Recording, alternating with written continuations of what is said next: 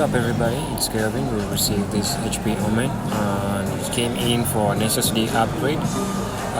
It currently had a 1 TB hard drive right there, and we are supposed to upgrade it with an NVMe SSD.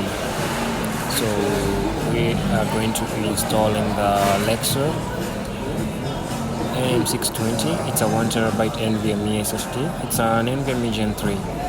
It's quite fast. Yeah. So the process is actually quite simple. You first of all you take your HP Omen, you take off the top bottom lid. It has like about 6 screws, and you pop out the bottom cover.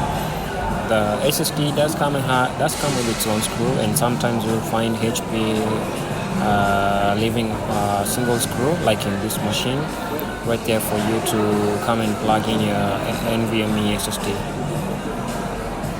And you won't believe it, but that's just it. There is nothing more. You plug in the SSD, and the next and final step is installing the Windows operating system. And that's just it. That simple, that quick. Now the machine will be very fast. It had a really slow hard drive initially. The Omen 15. See you guys. It's a fix.